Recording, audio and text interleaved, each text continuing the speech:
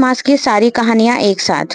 Radhe Radhe everyone. Kartik मास का महीना भगवान विष्णु का सबसे प्रिय महीना होता है और इस महीने में माना जाता है कि भगवान विष्णु जल में ही वास करते हैं, तो कार्तिक स्नान का महत्व भी बहुत ज्यादा है।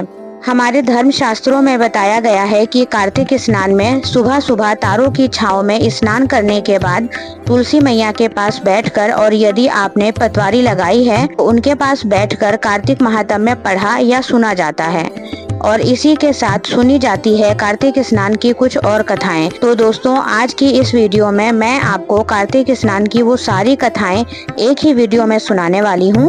तो आज की वीडियो बहुत ही महत्वपूर्ण है, वीडियो को अंत तक जरूर सुनना। कथा सुनते वक्त आप अपने हाथ में फूल या अक्षत भी ले लें, खाली हाथ कभी भी कथा नहीं सुननी चाहिए और कथा सुनते हुए हुंकार जरूर भरनी चाहिए, इससे भी हमें पुण्य की प्राप्ति होती है। सबसे पहली कथा है गणेश भगवान की। गणेश जी की कथा। एक बार एक गांव में गणेश जी का मेला लगा था। तभी लोग वहां मेला देखने जा रहे थे। एक छोटी सी बच्ची ने भी अपनी माँ से कहा, माँ मैं भी मेला देखने जाऊंगी। उसकी माँ ने कहा, नहीं बेटा, वहां बहुत भीड़ होगी, तुम कहीं गिर जाओगी, तुम्हें चोट लग जाएगी, तो तुम वहां मत जाओ। बेटी ने कहा, नहीं माँ, सब जा रहे हैं, मैं भी जाऊंगी, और बच्ची ने जिद कर दी। तो ठीक है, माँ ने कहा, तो ठीक है, तो तुम चली जाओ। माँ ने उसके लिए 2 चूरमे के लड्डू दिए और 1 घंटी में पानी दिया। घंटी डोलची को बोलते हैं, पहले गांव में इसी तरह से पानी लेकर जाते थे। और माँ ने बोला, 1 लड्डू और पानी गणेश जी को देना और जो लड्डू और पानी बच जाए उसे तुम ले लेना। बेटी बोली, ठीक है। बेटी मेले में चली गई और जाकर गणेश जी के पास बैठ गई और बोली, हे गणेश जी महाराज, आज लड्डू और पानी तुम्हें और जो बचा हुआ है वो मुझे। और वहीं बैठ गई। धीरे धीरे बाजार खत्म होने लगा, लोग भी जाने लगे और वो लड़की वहीं बैठी हुई थी। तो गणेश जी ने सोचा, यदि मैं इस लड़की का लड्डू और पानी नहीं पीऊंगा तो ये तो यहीं बैठी रहेगी और इसका दोष मुझे लगेगा। तब गणेश जी ने एक छोटे से बालक का रूप लिया और उसके पास जाकर बोले कि लो, पी लिया तुम्हारा पानी और खा लिया तुम्हारा लड्डू और खा लिया तुम्हारा लड्डू, अब मांगो, क्या मांगना है। लड़की ने सोचा, क्या मांगू? खेत मांगू, खलिहान मांगू, धन मांगू, वर मांगू, क्या मांगू? गणेश जी बोले, तुमने जो जो सोचा है वो सब हो जाएगा, अब तुम अपने घर चली जाओ। लड़की अपने घर आ गई और लड़की की माँ ने कहा, बेटी सब तो आ गए, पर तुमने इतनी देर कहाँ लगा दी? बेटी बोली, माँ आपने ही तो कहा था कि गणेश जी को लड्डू खिलाकर और पानी पिलाकर ही आना, तो मैं तो गणेश जी को लड्डू खिलाकर और पानी पिलाकर आई हूँ। जैसे ही लड़की ने ये बात कही, उसका घर धन संपदा अन्न भंडार से भर गया। हे गणेश जी महाराज, जैसे आपने उस माँ बेटी को दिया वैसे सबको देना। कहानी कहते सुनते हुंकारा भरते सबको देना, हमको भी देना। गणेश जी महाराज की जय हो। तुलसी माता की कहानी। कार्तिक के महीने में सब कोई तो तुलसी माता को सींचने जाती और सब कोई सींच के आ जाती, पर एक बुढ़िया माई आती और तुलसी माता से रोजाना कहती, तुलसी माता सत की दाता, मैं सींचूं बिरवा तेरा, तू कर निस्तारा मेरा। मुझे बहू दे, पीले रंग की धोती दे, मीठे मीठे गास दे, बैकुंठ में वास दे, टटक की चाल दे, अच्छी मौत दे, चंदन का काठ दे, अच्छा राज दे, दाल भात खाने को दे और 11 का दिन दे, कृष्ण का कंधा दे। ये बात सुनकर तुलसी माता सूखने लगी। अब भगवान ने उनसे पूछा, हे तुलसी, तुम क्यों सूख रही हो? तुलसी माता ने कहा, मेरे मन की मत पूछो। तब भगवान बोले, मैं ये बात नहीं पूछूंगा तो कौन पूछेगा? तब तुलसी माता ने कहा, एक बुढ़िया माई रोज आती है और मुझसे ये बात कहकर जाती है, सब बात तो पूरी कर दूंगी, लेकिन कृष्ण का कंधा कहाँ से दूंगी? तब कृष्ण भगवान बोले, तुम चिंता मत करो, जब वो मरेगी तब मैं अपने आप उसे कंधा दे आऊंगा। तुम बुढ़िया माई से कह देना। कुछ समय बाद बुढ़िया माई मर गई। सारे गांव वाले इकट्ठे हो गए और उसे ले जाने लगे, तो वो इतनी भारी हो गई कि सब लोगों ने कहना शुरू कर दिया कि ये तो इतनी पूजा पाठ करती थी, पाप नष्ट होने की माला फेरती थी, फिर भी इतनी भारी हो गई। तभी बूढ़े ब्राह्मण के भेष में भगवान आए और उन्होंने पूछा कि ये कैसी भीड़ है? तब सब लोग बोले, ये एक बुढ़िया मर गई है, लगता है इसने बहुत पाप किया है, इसीलिए किसी से उठती नहीं है। तब भगवान ने कहा, मुझे एक बात इसके कान में कहने दो, वो उठ जाएगी। भगवान ने उसके कान के पास जाकर कहा, बुढ़िया माई, अपने मन की निकाल ले, पीताम्बर की धोती ले, मीठे मीठे गास ले, बैकुंठ का वास ले, चटक की चाल ले, चंदन का काठ ले, झालर की झनकार ले, दाल भात का जीवन ले, कृष्ण का कंधा ले। ये बात सुनते ही बुढ़िया माई हल्की हो गई और भगवान उसे अपने कंधे पर उठा कर ले गए। उसकी मुक्ति हो गई। तुलसी माता, जैसा बुढ़िया माई को मुक्ति दी वैसे ही हमें भी देना। जैसे बुढ़िया माई को कृष्ण भगवान का कंधा दिया वैसे ही हमें भी देना। कहते सुनते हुंकारा भरते सबको देना, हमको भी देना। जय तुलसी माता की। पीपल पतवारी की कथा। एक बुढ़िया थी, उसने अपनी बहू से कहा, तू दूध दही बेच के आ। वह बेचने गई तो रास्ते में औरतें पीपल पतवारी सींच रही थीं। उनको सींचता देखकर बहू ने पूछा कि तुम ये क्या कर रही हो? औरतें बोली कि हम पीपल पतवारी सींच रही हैं। इससे अन्न धन होता है, 12 वर्ष का पिछड़ा हुआ पति मिल जाता है। बहू बोली, ऐसी बात है तो तुम रोज पानी से सींचती हो, मैं तो दूध से सींचूंगी। बहू रोजाना दूध दही बेचने नहीं जाती, बल्कि रोजाना दूध को पीपल में दही पतवारी में सींचती थी। सास दूध दही का दाम मांगती तो वह कह देती, महीना पूरा होने पर दे दूंगी। कार्तिक का महीना पूरा हो गया। सास ने बहू से दूध दही के पैसे मांगे तो वह जाकर पतवारी के पास बैठ गई। पतवारी ने पूछा कि तू मेरे पास क्यों बैठ गई? बहू बोली, सास दूध दही के पैसे मांग रही है, मैं कहाँ से दूं? पीपल पतवारी बोली कि मेरे पास तो क्या ये कंकड़ पत्थर पड़े हैं, इसी को ले जा। बहू ने वही ले जाकर कोठरी में रख दिया और डर के मारे चादर ओढ़कर सो गई। सासू बोली, पैसे ला। बहू बोली, कोठरी में रखा है। सासू ने कोठरी खोलकर देखी तो हीरा मोती जगमगा रहे थे। सासू बोली, बहू इतना धन कहाँ से लाई? बहू ने आकर देखा तो सच में ही पूरी कोठरी धन से भरी हुई थी। बहू ने सास को सारी बात बता दी। सास ने कहा, अब की कार्तिक में मैं भी पतवारी सींचूंगी। कार्तिक का महीना आया। सास दूध दही तो बेच आती और हांडी धोकर पीपल पतवारी में चढ़ा देती। आकर बहू से कहती, मेरे से दाम मांग। वो कहती, सासू जी, कोई बहू भी अपनी सास से दाम मांगती है? तो सास कहती कि तू मांग। बहू बोली, सासू जी पैसे। बहू बोली, सासू जी पैसे लाओ। तो वह पीपल पतवारी के पास जाकर बैठ गई। पीपल पतवारी ने सास को भी वही कंकड़ पत्थर दिए और उसे कोठरी में रखने को बोला। बहू ने खोलकर देखा तो उसमें कीड़े मकोड़े बिलबिला रहे थे। बहू ने कहा, सासू जी ये क्या है? सास ने आकर देखा और बोलने लगी, पीपल पतवारी ने तो ये बहुत गलत किया, इसको तो धन दिया और मुझको कीड़े मकोड़े दिए। सब लोगों ने कहा, बहू तो सच से सींचती थी और तुम धन की लालच में सींचती थी। हे पतवारी माता, जैसा बहू को दिया वैसा सबको देना, जैसा सास को दिया वैसा किसी को मत देना। कहते सुनते हुंकारा भरते हम सबको देना। जय पतवारी माता की। कुंवारों की कथा। एक माँ बेटे थे। माँ गंगा जी नहाने गई तो बहू से कह गई कि मेरे बेटे को सुबह रोटी दे दियो। उसने कहा, अच्छा दे दूंगी। सुबह बेटा बोला, माँ रोटी दो। बहू बोली, ना माँ है ना रोटी, कमा के लाओगे तभी रोटी दूंगी। वो बोला, भगवान मैं तो कमाना ना जानूं। लेकिन बहू नहीं मानी। उसने कहा, अच्छा तो 4 रोटी और आम का अचार दे दे। बहू ने मनाकर दे दी। वह रोटी लेकर कुएं की पाल पर जाकर बैठ गया और कहने लगा, राम कमानो ना जानू। भगवान ब्राह्मण का वेश बनाकर आए और बोले, तुम ऐसे उदास क्यों बैठे हो? वह बोला, मेरी पत्नी ने कहा है कि कमा के लाओगे तो ही रोटी मिलेगी, पर मैं तो कमाना नहीं जानता। ब्राह्मण रूप में भगवान बोले, भैया कमाना तो मैं भी नहीं जानता, हाँ पर मैं 8 वारों का नाम जानता हूँ, जिससे तेरे अटूट भंडार हो जाएंगे। चावल के दाने और पानी की घंटी ले लो, ढके बर्तनों को उघाड़ो, औंधों को सीधा करो, औंधों को सीधा करो। ब्राह्मण ने कही, उसने सुनी।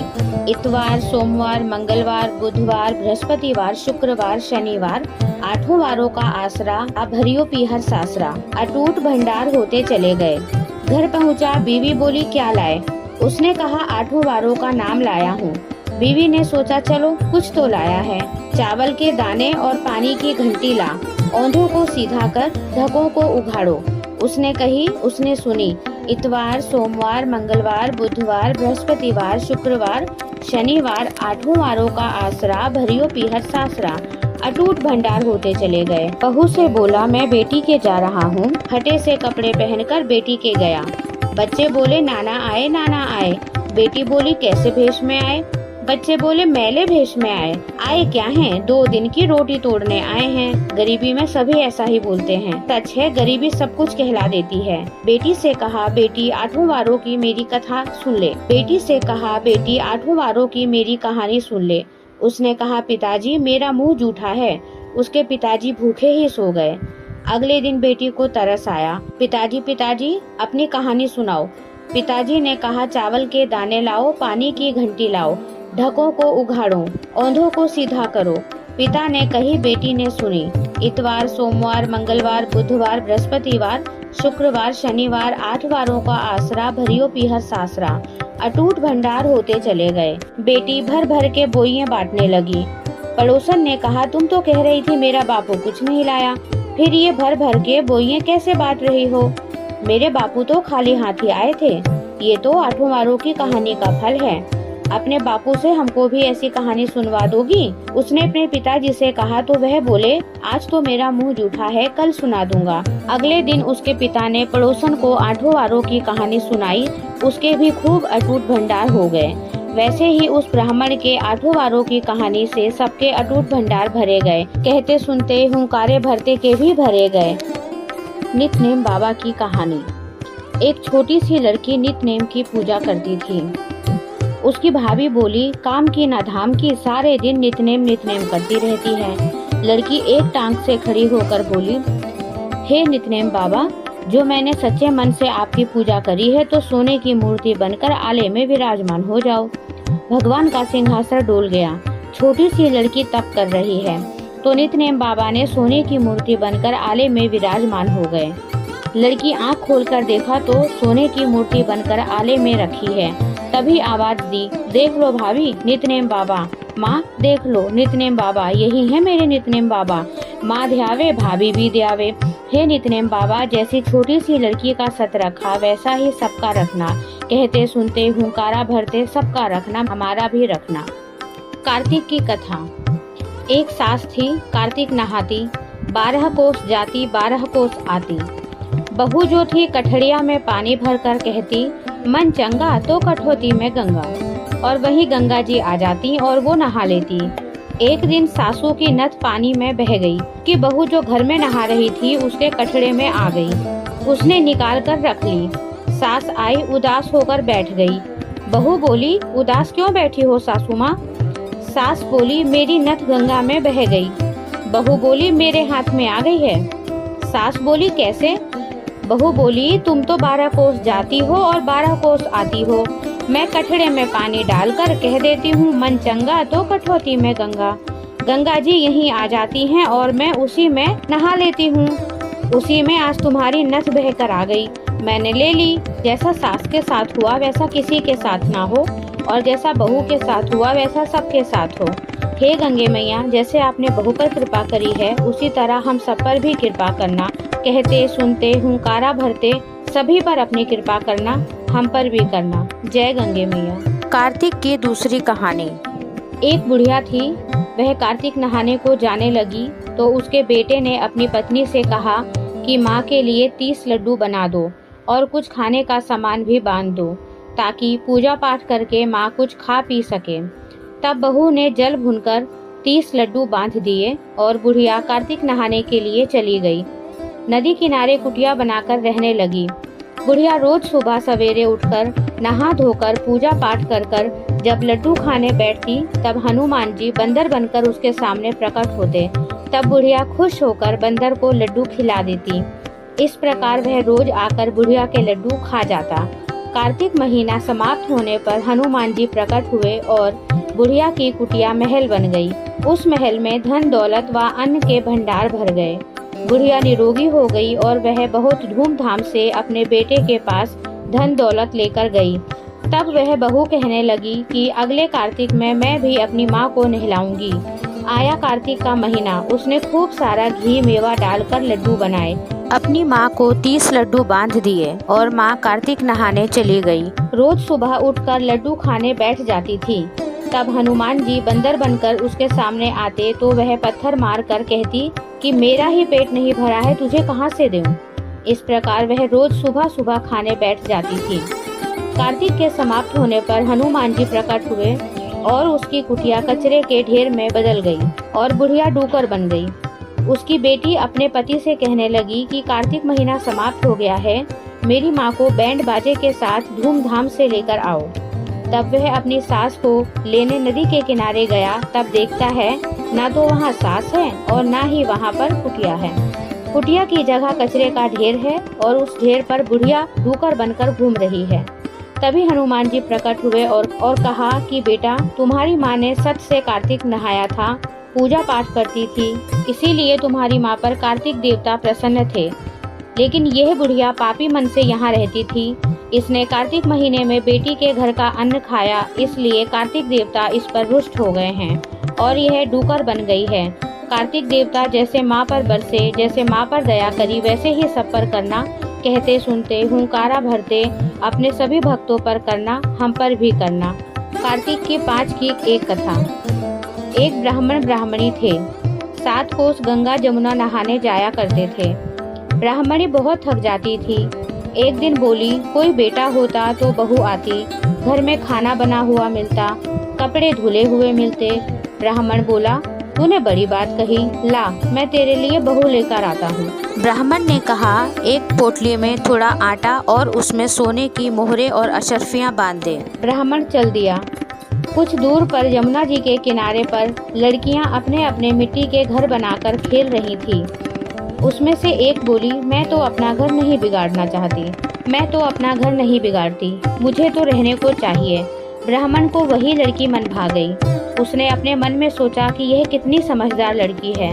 वो उसके पीछे पीछे हो लिया। जब वह लड़की घर पहुंची तो ब्राह्मण बोला, बेटी मैं भूखा हूँ, अपनी माँ से पूछ कि मेरे लिए 4 रोटियां बना देगी क्या। कार्तिक का महीना है, मैं किसी के घर की रोटी नहीं खाता। मेरे पास ये थोड़ा सा आटा है, ये अपनी माँ को दियो और अपनी माँ से कहियो कि इसको छान लेगी। लड़की बोली, ठीक है बाबा। उसने अपनी माँ से कहा कि माँ, बाहर बाबा बैठा है, उसको रोटी बना दो और आटा छान लेना। उसने आटा छाना, उसमें मोहर अशरफियाँ निकली। वह बोली, जिसके आटे में इतनी मोहर अशरफी है, उसके घर में कितनी होगी। जब बाबा रोटी खाने बैठा, उसकी माँ बोली, बाबा तुम लड़के की सगाई करने जा रहे हो।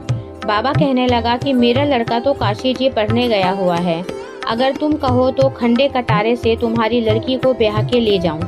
अच्छी बात है बाबा। तो ब्याह कर ले आया। आकर बोला, रामू की माँ, किवाड़ खोल, देख मैं तेरे लिए बहू लाया हूँ। बुढ़िया बोली, दुनिया की तो छोड़ो, तुम भी मुझे बोली मार रहे हो।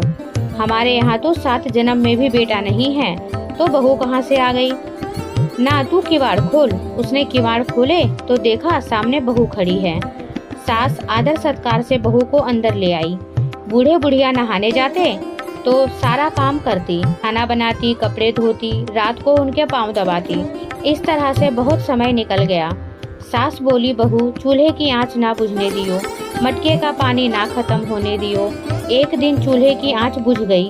भागी भागी बहू पड़ोस में गई। बोली, पड़ोसन मुझे थोड़ी सी आंच दे दो, मेरे चूल्हे की आंच बुझ गई है।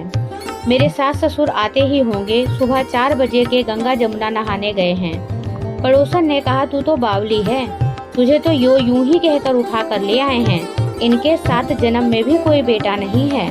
बहू बोली, ना, इनका बेटा तो काशी जी पढ़ने गया है। बोली, ना, झूठ बोला है इन्होंने। बोली कि अब मैं क्या करूं।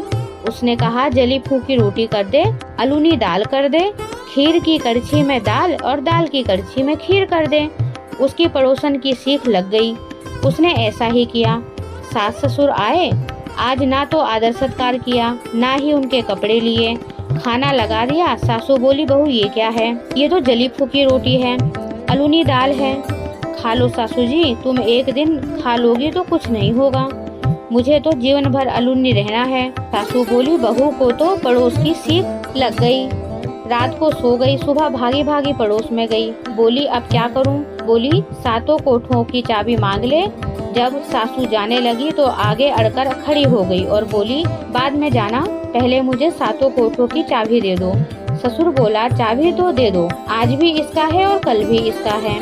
हमारा क्या है, आज मरे कल मरे। दूसरा दिन पीछे से बहू ने कोठे खोल के देखे, किसी में अन्न, किसी में धन, किसी में बर्तन, किसी में कपड़े, अटूट भंडार भरे हैं। सातवां कोठा खोल के देखा, उसमें गणेश, लक्ष्मी, पीपल पतवारी, कार्तिक के ठाकुर राय दामोदर, तुलसा जी का बिड़ला, 36 करोड़ देवी देवता विराजमान हैं। गंगा जमुना बह रही हैं, तिलक थापे लगाए चौकी पर बैठा एक लड़का माला जप रहा है। बोली, तू कौन?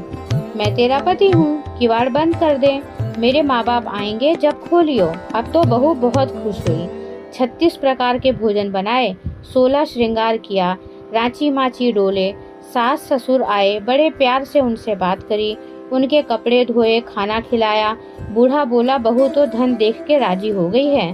बहू सास के पैर दबाती जाए और कहती जाए, माँ जी तुम इतनी दूर 12 कोस गंगा जमुना नहाने जाती हो, थक जाती होगी, तुम घर में नहा लिया करो। सास बोली, बावली कहीं की, घर में भी गंगा जमुना बहती है क्या?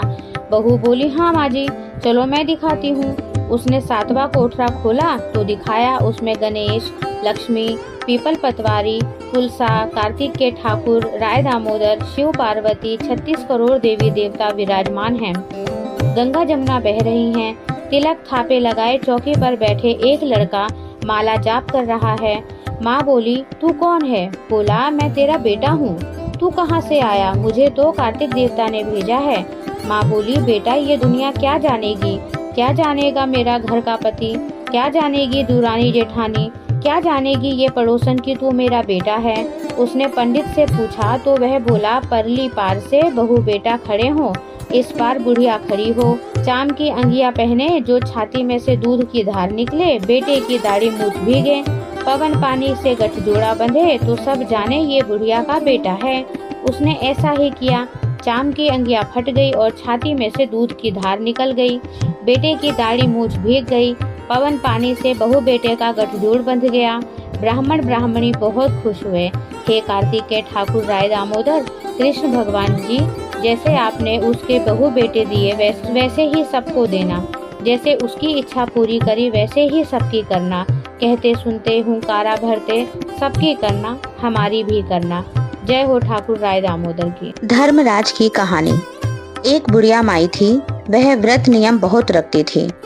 एक दिन भगवान के घर से यमदूत लेने आए। बुढ़िया माई यमदूत के साथ चली गई। आगे गहरी नदी बह रही थी। बुढ़िया माई डूबने लगी तो यमराज जी ने पूछा, माई गाय दान की हुई है क्या? तब बुढ़िया माई ने मन में गाय माता का ध्यान किया तो गाय माता उपस्थित हो गई। गाय की पूंछ पकड़कर बुढ़िया माई नदी पार हो गई। आगे गई तो काले कुत्ते खाने को दौड़े। यमराज जी ने पूछा कि माई कुत्ते को रोटी दी है क्या? बुढ़िया माई ने मन में कुत्ते का ध्यान किया तो कुत्ते चले गए। आगे चली तो काले कौवे बुढ़िया माई को चोंच मारने लगे। तब यमराज जी ने कहा कि माई ब्राह्मण की बेटी को सिर में तेल लगाने को दिया है क्या? बुढ़िया माई ने ब्राह्मण की बेटी को याद किया तो कौवे ने चोंच मारना छोड़ दिया। आगे गई तो पैरों में कांटे चुभने लगे। तब यमराज जी ने कहा कि माई चप्पल दान में दी है क्या? बुढ़िया माई ने याद किया तो चप्पल पैरों में आ गई। आगे चली तो चित्रगुप्त जी ने यमराज जी से पूछा कि आप किसको ले आए हो? तब यमराज जी ने कहा कि बुढ़िया माई ने दान पुण्य तो बहुत किया है, पर धर्मराज जी का कुछ नहीं किया, इसीलिए आगे के सारे द्वार बंद हैं। तब बुढ़िया माई बोली कि मुझे 7 दिनों के लिए धरती पर जाने की आज्ञा दो। 7 दिनों तक कहानी सुनकर उद्यापन करने के बाद मैं वापस आ जाऊंगी। बुढ़िया माई वापस धरती पर आ गई। पूरे गांव में खबर फैल गई कि बुढ़िया माई भूतनी का रूप धारण करके आई है। जब वह अपने घर गई तो बेटे बहू ने भूत समझ करके घर के द्वार बंद कर दिए। तब उसने अपने बेटे और बहू को कहा कि मैं भूत नहीं हूँ, मैं तो धर्मराज जी के कहने के अनुसार वापस आई हूँ। मैं नियमानुसार प्रत्येक दिन धर्मराज जी की कहानी सुनकर उद्यापन करके वापस परलोक चली जाऊंगी। यह सुनकर बेटे ने उद्यापन की व पूजा की सारी सामग्री एकत्रित कर दी, लेकिन कहानी का हुंकारा नहीं भरा। तब बुढ़िया माई ने पड़ोसन के पास गई और कहा कि तुम मुझसे कहानी सुन लो। पड़ोसन ने कहानी भी सुनी और हुंकारा भी भर दिया। बुढ़िया माई ने 7 दिनों के पश्चात कहानी सुनकर उद्यापन कर दिया और सभी सामान दान कर दिया। तब धर्मराज जी ने बुढ़िया माई के लिए धरती पर विमान भेजा। विमान देखकर सभी गांववासी स्वर्ग जाने को तैयार हो गए। बुढ़िया माई बोली कि मेरी कहानी तो सिर्फ पड़ोसन ने ही सुनी है। तो सभी गांव वालों ने बुढ़िया माई के पांव पकड़ लिए और धर्मराज जी की कहानी सुनाने का आग्रह किया। कहानी सुनने के पश्चात सभी विमान में बैठकर स्वर्ग पहुँचे। तो धर्मराज जी ने कहा कि मैंने तो सिर्फ बुढ़िया माई के लिए विमान भेजा था, पर यहाँ तो सभी गाँववासी एकत्रित हो गए। तब बुढ़िया माई ने कहा कि मेरी कहानी इन सभी ने सुनी है, इसलिए मेरा आधा पुण्य इनको भी दे दो। तब धर्मराज जी ने सभी गांववासियों को स्वर्ग में वास दिया। सो हे धर्मराज जी महाराज, जैसे बुढ़िया माई को स्वर्ग में वास दिया, ऐसे सबको देना। कहते सुनते हुंकारा भरते सबको देना, हमको भी देना। बोलो धर्मराज महाराज की जय। इल्ली घुनिए की कहानी। एक इल्ली थी, एक घुन था। इल्ली ने कहा, चल घुन, कार्तिक नहाते हैं। तब घुन ने कहा, तू तो गरी छुहारों में लगती है, तुझमें तो बहुत ताकत है, इसलिए तू ही नहा। मैं तो मोठ बाजरे में लगता हूँ, मैं तो नहीं नहाऊंगा। मैं तो हरे हरे बाजरे का सिद्धा खाऊंगा और ठंडा ठंडा पानी पीऊंगा। तब इल्ली तो राजा की लड़की के पल्ले लगकर नहा लेती और घुन नहीं नहाता। कार्तिक उतरते की पूर्णिमा को दोनों मर गए। कार्तिक नहाने के कारण बाद में इल्ली ने राजा के घर में जन्म लिया और घुन उसी राजा के यहाँ पर मेंढा बना। जब बेटी के विवाह का समय आया, बेटी ससुराल जाने के लिए विदा होने लगी तो उसकी बैलगाड़ी रुक गई। राजा रानी बोले, बेटी तूने बैलगाड़ी क्यों रोकी? तुझे जो चाहिए वो मांग ले। तब लड़की बोली, मुझे तो ये मेंढा चाहिए। वो बोले, ये क्या मांगा? तुझे जितना धन दौलत चाहिए उतना ले जा, लेकिन ये मेंढा लेकर क्या करेगी? लेकिन वो नहीं मानी। वो बोली, मुझे तो ये मेंढा ही चाहिए। तब उन्होंने उसके रथ के पीछे उसे बांध दिया और वो कूदता कूदता रथ के पीछे चला गया। जब रानी महल में जाने लगी तो उसने सीढ़ियों के नीचे मेंढे को बांध दिया। अब जब भी रानी सीढ़ी उतरती तो मेंढा कहता, ओ सुंदरी, मुझे थोड़ा पानी पिला दो। तब रानी कहती, जब मैं तुझे नहाने को कहती थी तो तू कहता था मैं तो बाजरा खाऊंगा और ठंडा ठंडा पानी पीऊंगा। एक दिन रानी की देवरानी जेठानी ने रानी को मेंढे से बात करते हुए देख लिया तो उन्होंने अपने देवर को सिखा दिया कि तू ये कैसी जादूगरनी रानी लाया है। इंसानों से तो सब बात करते हैं, लेकिन ये तो जानवरों से भी बात करती है। राजा बोला कि मैं कानों से सुनी हुई बात नहीं मानता, अपनी आंखों से देखकर ही मानूंगा। अगले दिन वो छुपकर वहां बैठ गया और उसने देखा रानी जब महल से नीचे उतरी तो मेंढे ने फिर से वही बात कही और रानी ने फिर से वही जवाब दिया। राजा ने अपनी तलवार निकाली और खड़ा हो गया और बोला कि तू इस जानवर से ये क्या बात कर रही है? सारी बात बता, नहीं तो अभी इसी तलवार से तुझे मार दूंगा। रानी ने कहा कि औरत का भेद नहीं खोलना चाहिए। तब राजा ने कहा, मैं कुछ नहीं जानता, मुझे तो जो बात है सब पता करनी है। तब रानी ने कहा, हम दोनों तो अपने पिछले जन्म की बात कर रहे थे। पिछले जन्म में मैं इल्ली थी और ये घुन था। जब मैंने इससे कहा कि चल घुन, हम दोनों कार्तिक नहाते हैं, तो ये नहीं नहाया, जिससे ये मेंढा बन गया। और मैं राजा की लड़की के पल्ले लगकर नहा लेती थी तो उसके पुण्य से मैंने राजा के घर में जन्म लिया। इसीलिए हम दोनों अपने पिछले जन्म की बात कर रहे थे। ये बात सुनकर राजा ने पूछा, क्या कार्तिक नहाने से इतना पुण्य मिलता है? तब रानी ने कहा, हाँ, कार्तिक के नहाने के पुण्य से ही मैं आपके घर में आज राजपाठ कर रही हूँ। तब राजा ने कहा, अगर इसका इतना फल है तो तुम और मैं, हम दोनों अब जोड़े से कार्तिक नहाएंगे और बहुत दान पुण्य करेंगे, जिससे आगे हमें और ज्यादा सुख मिलेगा। दोनों जने कार्तिक नहाने लगे और राजा के घर में बहुत धन संपत्ति हो गई। हे कार्तिक महाराज, जैसे इल्ली को सुख दिया वैसे सबको देना, जैसे घुन को दिया वैसे किसी को मत देना। गंगा जमुना की कहानी। एक गंगा थी, एक जमुना थी।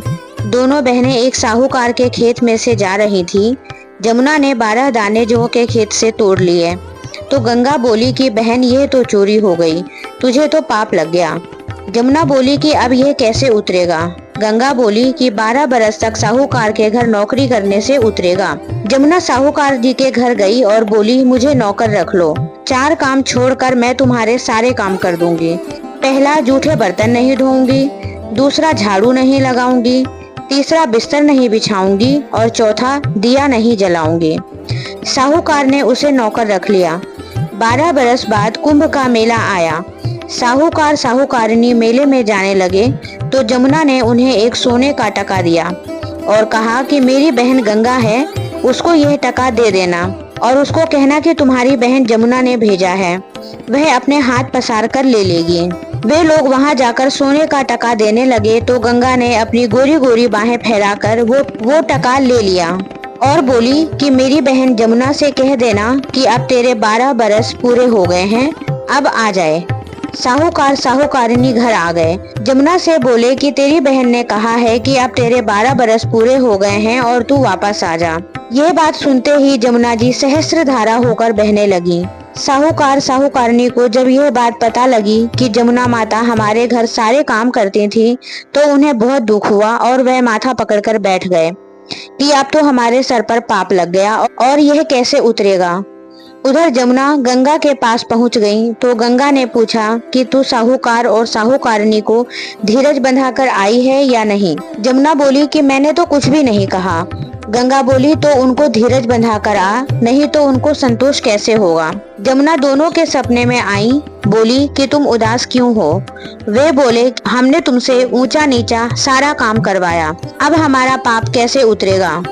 जमुना बोली कि तुम्हारे कोई पाप नहीं लगा, मैं तो अपना पाप उतारने आई थी। तुम्हारे खेत में से 12 दाने गेहूं के तोड़ लिए थे, इसलिए मुझे दोष लग गया था। तुम्हारे 12 साल काम करने से वह उतर गया। तुम उठो, तुम्हारे कोई दोष नहीं लगा है, तुम्हारे खूब धन लक्ष्मी हो जाएंगी और तुम्हारी मुक्ति हो जाएगी। हे जमुना माता, हे गंगा माता, जैसी मुक्ति साहूकार साहूकारिनी को दी वैसी ही सबको देना। लपसी तपसी की कहानी। एक लपसी था, एक तपसी था। तपसी तो भगवान की तपस्या करता और लपसी रोजाना 1.25 सेर का हलवा बनाता, भगवान को भोग लगाता और जीम लेता। एक दिन दोनों में झगड़ा हो गया। लपसी बोला मैं बड़ा, तपसी बोला मैं बड़ा, क्योंकि मैं भगवान की तपस्या करता हूँ। नारद जी बोले कि तुम्हारा फैसला मैं करूँगा। दूसरे दिन तपसी नहाकर आने लगा तो नारद जी ने 1.25 करोड़ की अंगूठी तपसी के आगे गिरा दी। उसने आँख खोलकर देखा तो 1.25 करोड़ की अंगूठी उसके सामने पड़ी थी। उसने पैर के नीचे दबा लिया और तपस्या करने लगा। उधर लपसी ने 1.25 सेर का हलवा बनाया, भगवान को भोग लगाया और जीम लिया। इतने में नारद जी आए और दोनों को अपने पास बिठाया। दोनों पूछने लगे कि कौन बड़ा है। नारद जी ने तपसी से कहा कि अपना पाँव हटा। पाँव हटाते ही 1.25 करोड़ की अंगूठी निकली।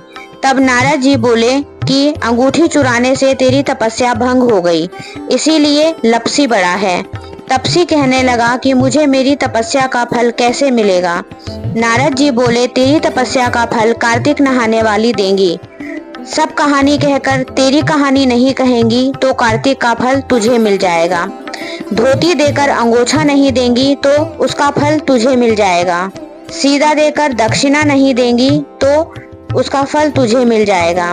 ब्राह्मण जिमाकर दक्षिणा नहीं देंगी, दीवा चासकर हाथ नहीं जोड़ेंगी तो उसका फल तुझे मिल जाएगा। कपड़ा देकर बटन न लगाएं और दाहिने हाथ से नाड़ा बांधें तो सबका फल तुम्हें हो जाएगा। इतना कहकर नारद जी चले गए। लपसी बड़ा हो गया। नगर बसेरे की कहानी। इस कहानी को जाटके भाटके की कहानी भी कहते हैं। एक जाटका था, एक भाटका था। जाटका अपनी ससुराल जा रहा था और भाटका अपनी बहन के। रास्ते में दोनों कुएं की पाल पर बैठ गए।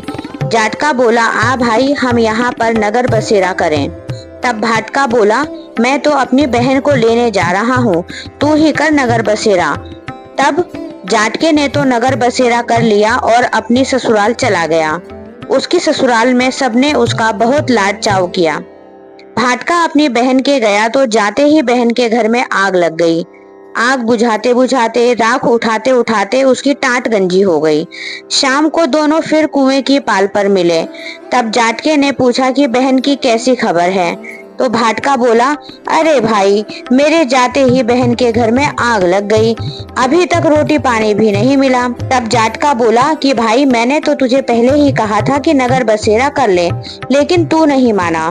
तब भाटका बोला, भाई, तेरे नगर बसेरे में इतने गुण हैं तो चल अब कर लेते हैं। दोनों ने हाथ में घंटी और चावल के दाने लेकर नगर बसेरा किया। फिर भाटका अपनी बहन के गया तो उसका खूब आदर चाव हुआ। जाटका अपनी औरत को लेकर वापस घर जाने को निकला तो रास्ते में फिर वही कुआं पड़ा। तब जाटका बोला, आ भाई, नगर बसेरा करें। तो भाटका बोला, मेरे तो घर में माँ है, मेरा इंतजार कर रही होगी, जाते ही चूरमा खाने को मिलेगा, तू ही कर नगर बसेरा। इतना सुनकर जाटके ने नगर बसेरा किया और भाटका चला गया। भाटका जब अपने घर गया तो उसकी भैंस खो गई। तो उसके बाप ने लाठी उठाई और कहा, बहन के यहाँ गया तो आग लगा दी, यहाँ आया तो भैंस खो गई, पहले भैंस ढूंढ कर ला, तभी रोटी पानी मिलेगा। उसको सारा दिन भैंस ढूंढते हुए हो गया, लेकिन भैंस नहीं मिली। बाजार में दोनों फिर से मिले। तब जाटके ने पूछा, भाई, क्या खबर है? तब भाटके ने कहा, अरे भाई, मेरे बाप की तो भैंस ही खो गई है, जब से उसे ढूंढ रहा हूँ। दोनों ने फिर से नगर बसेरा किया और जब वह वापस आने लगा तब रास्ते में भैंस मिल गई। जब भैंस लेकर घर आया तब उसकी माँ ने बाप से कहा, तुमने आते ही उसे घर से निकाल दिया, बेचारा सारा दिन भूखा रहा है।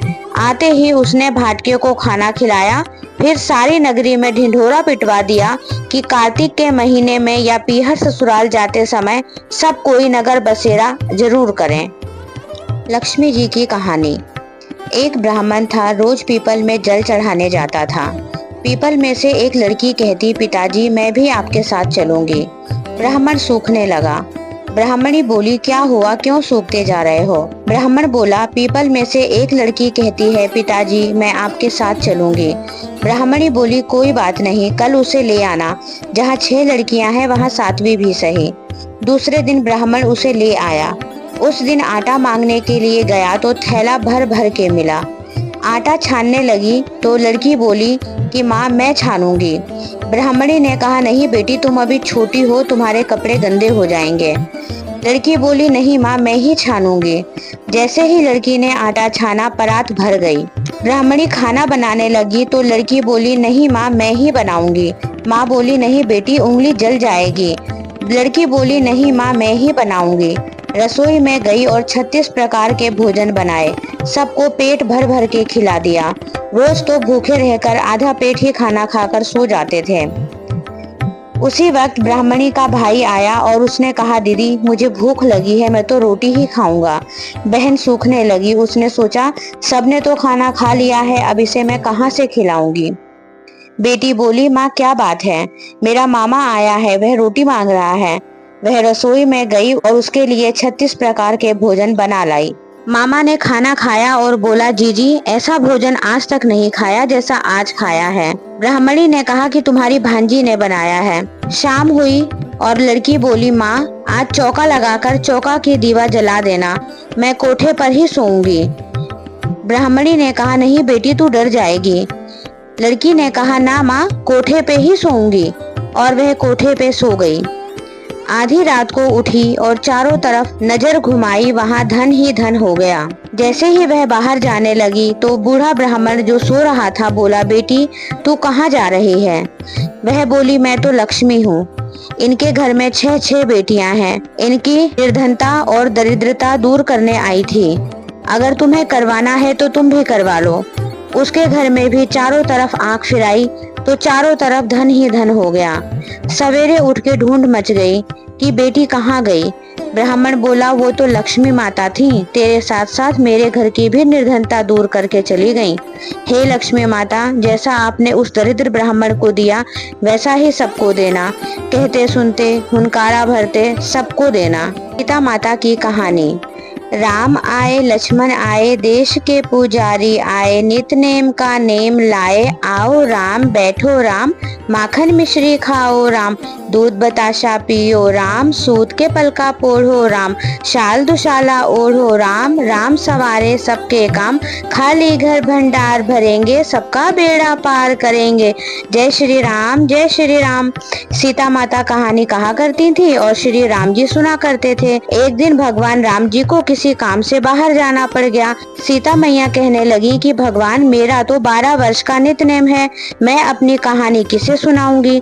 भगवान बोले ऐसा करना, कुएं की पाल पर जाकर बैठ जाना, औरतें पानी भरने आएंगी तो तुम्हारी कहानी सुन लेंगी। वो बोली अच्छा। सीता माता कुएं पर जाकर बैठ गईं। एक बहू आई, रेशम जरी की साड़ी पहन रखी थी और सोने का घड़ा ले रखा था। सीता मैया बोली बहन मेरा 12 बरस का नित्यनेम सुन ले। बहू बोली मैं तेरा 12 बरस का नित्यनेम सुनूंगी तो मुझे देर हो जाएगी, घर में सास लड़ेगी। कहानी नहीं सुनी, घर आई तो रेशम जरी की साड़ी फट गई, सोने का घड़ा मिट्टी का हो गया। सासू बोली बहू किसका दोष सिर पे लेकर आ गई। बहू बोली सासू जी दोष क्या, कुएं पर एक औरत बैठी थी, कह रही थी मेरी नित्यनेम की कहानी सुन ले, मैंने नहीं सुनी तो ऐसा हो गया। अगले दिन सास वही साड़ी पहन कर गई और वही घड़ा लेकर गई। सीता माता बैठी थी। सीता माता बोली मेरी कहानी सुन ले बहन। सास बोली कहानी एक बार छोड़ मैं 4 बार सुनूंगी। राम आए लक्ष्मण आए देश के पुजारी आए, नित्यनेम का नेम लाए, आओ राम बैठो राम, तपी रसोई जियो राम, माखन मिश्री खाओ राम, दूध बताशा पियो राम, सूत के पलका पोढ़ो राम, शाल दुशाला ओढ़ो राम, शाल दुशाला ओढ़ो राम, जब बोलूं जब राम ही राम, राम संवारे सबके काम, खाली घर भंडार भरेंगे, सबका बेड़ा पार करेंगे, जय श्री राम राम ही राम जय श्री राम। वह बोली बहन कहानी तो बहुत अच्छी लगी, घर गई रेशम जरी की साड़ी हो गई, सोने का घड़ा हो गया। बहू कहने लगी सासू जी तुम कैसे कर लाई। बहू तो दोष लगा कर लाई थी, मैं तो दोष उतार कर आई हूँ। ऐसी वो कौन थी। वो सीता माता थी, पुराने से नया कर देती हैं, खाली घर भंडार भर देती हैं, लक्ष्मी जी का वास कर दें और जो कुछ भी इच्छा हो उसे पूरी कर देती हैं। अच्छा सासू जी ऐसी कहानी मुझे भी सुना दो। ले भाई तू भी सुन ले, फिर से ही कहना है। राम आए लक्ष्मण आए देश के पुजारी आए, नित्यनेम का नेम लाए, आओ राम बैठो राम, माखन मिश्री खाओ राम, दूध बताशा पियो राम, सूत के पलका पोढ़ो राम, शाल दुशाला ओढ़ो राम, राम सवारे सबके काम, खाली घर भंडार भरेंगे, सबका बेड़ा पार करेंगे, जय श्री राम जय श्री राम। बहू कहने लगे अरे सासू जी कहानी तो बहुत ही अच्छी है। सासू बोली बहू रोज कह लिया करेंगे। अब सास बहू नहाती पूजा करती, नित्यनेम की सीता माता की कहानी कहती। एक दिन उनकी पड़ोसन आई, बहन जरा आँच दे दो। वह कहने लगी अभी हमने आँच नहीं जलाई। वह बोली तुम 4 बजे से उठकर कर क्या रही हो। हम नहाए धोए पूजा पाठ करी, सीता माता की कहानी कही। वह बोली इससे क्या होता है। सास बोली सीता माता की कहानी कहने से अटूट भंडार भरते हैं, सारे काम सिद्ध हो जाते हैं। पड़ोसन बोली बहन ऐसी कहानी तो मुझे भी सुना दो। वह बोली ले भाई तू भी सुन ले। फिर वही कही। राम आए लक्ष्मण आए देश के पुजारी आए, नित्यनेम का नेम लाए, आओ राम बैठो राम, माखन मिश्री खाओ राम, दूध बताशा पियो राम, सूत के पलका पोढ़ो राम, शाल दुशाला ओढ़ो राम, राम संवारे सबके काम, खाली घर भंडार भरेंगे, सबका बेड़ा पार करेंगे, जय श्री राम जय श्री राम। पंच भिखू की कहानी। एक साहूकार की बहू थी। वो कार्तिक के महीने में सुबह जल्दी उठकर गंगा जी नहाने जाती थी। वो पराये पुरुष का मुंह भी नहीं देखती थी। राजा का लड़का भी वहाँ गंगा जी नहाने आता था। राजा का लड़का कहता था जब मैं सुबह नहाने आऊँ तब मेरे से पहले कोई भी नहीं नहाना चाहिए। जब 5 दिन कार्तिक के रह गए तो उस दिन साहूकार के बेटे की बहू नहाकर वापस जा रही थी। राजा का बेटा आ रहा था। शोर सुनकर वो जल्दी से जाने लगी, जिससे अपनी मोती की माला वो वहीं पर भूल गई। जब राजा के बेटे ने वो मोती की माला देखी तो बोला ये माला इतनी सुंदर है तो इसको पहनने वाली कितनी सुंदर होगी। उसने सारे शहर में ढिंढोरा पिटवा दिया, जिसकी यह माला है वह मेरे पास 5 रात आएगी तो मैं उसकी ये माला वापस कर दूंगा। साहूकार के बेटे की बहू ने कहलवा दिया कि ठीक है, मैं 5 दिन आऊंगी, लेकिन किसी को साख भरने के लिए बैठा देना।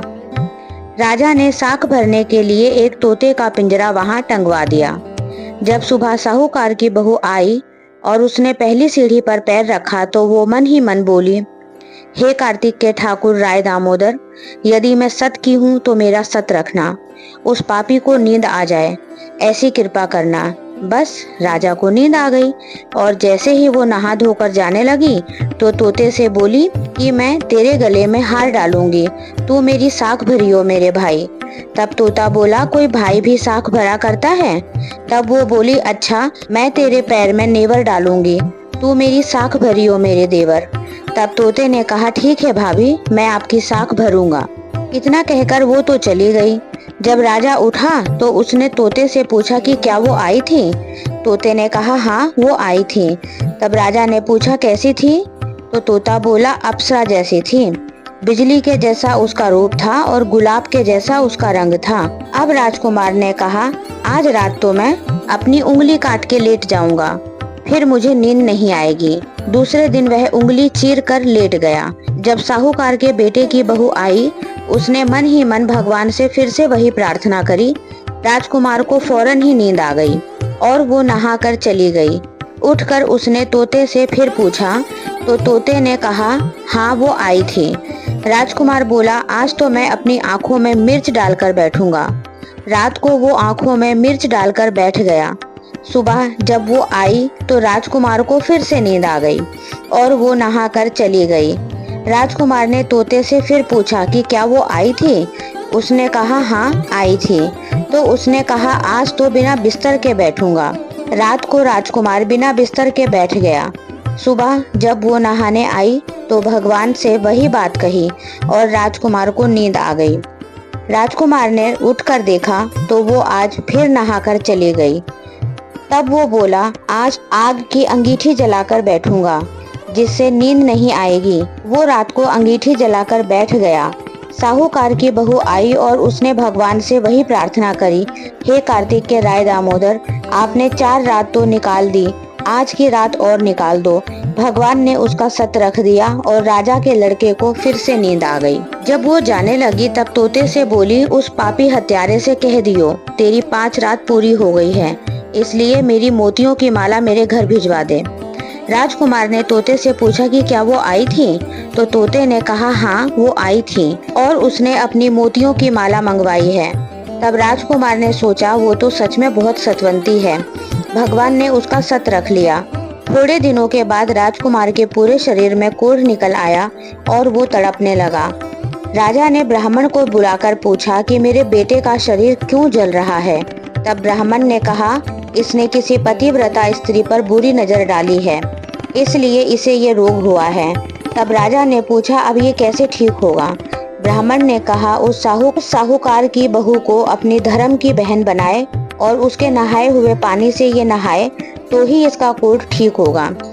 राजा उसकी माला लेकर घर गया और साहूकार से बोला, ये माला आपकी बहू की है, इसे वापस ले लो और उसके नहाए हुए जल से मेरे बेटे को नहला दो। तब साहूकार ने कहा कि वो तो पराये पुरुष का मुंह भी नहीं देखती। इस नाली के नीचे राजकुमार को बैठा दो, जब वो नहाएगी तब उसके ऊपर पानी गिर जाएगा। जब राजकुमार उसके नहाए हुए पानी से नहाया तो उसकी काया पहले के समान हो गई। हे पंचभीखु देवता, जैसा साहूकार की बहू का सत रखा वैसा हमारा भी रखना। कहते सुनते हुंकार भरते सबका रखना।